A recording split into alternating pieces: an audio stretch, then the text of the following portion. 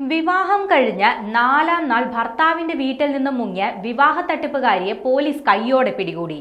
ഒറ്റപ്പാലം അമ്പലവട്ടത്തെ അമ്പലപ്പള്ളിയിൽ ശാലിനി എന്ന 40-കാരിയെയാണ് Chengannur police arrest ചെയ്തത്. വിവാഹം കഴിഞ്ഞ് 4-ാം നാൾ സ്വർണവും പണവും കൊണ്ടാണ് ശാലിനി മുങ്ങിയത്. കഴിഞ്ഞ ജനുവരി 20-ാം തീയതിയാണ് ചെറിയനാട്ട് സ്വദേശിയായ യുവാവുമായി ഇവരുടെ വിവാഹം കഴിഞ്ഞത്. 3 ദിവസം ഭർത്താവിന്റെ വീട്ടിൽ താമസിച്ച ശേഷം ശാലിനി പൂനെയിൽ താൻ ജോലി ചെയ്യുന്ന സ്ഥലത്തേക്ക് പോവുകയാണെന്ന് പറഞ്ഞു. പിന്നീട് സ്വർണ്ണാഭരണങ്ങളും പണവും കൊണ്ട് ചെറിയനാട്ടെ ഭർത്താവിന്റെ വീട്ടിൽ നിന്നും പോയി. ഇതിനുശേഷം ഭർത്താവും വീട്ടുകാരും ഫോണിൽ ബന്ധപ്പെടാൻ ശ്രമിച്ചെങ്കിലും ഇത് സ്വിച്ച് ഓഫ് ചെയ്ത നിലയിലായിരുന്നു. ഇതോടെ വീട്ടുകാർക്ക് സംശയം തോന്നി അന്വേഷണം തുടങ്ങി.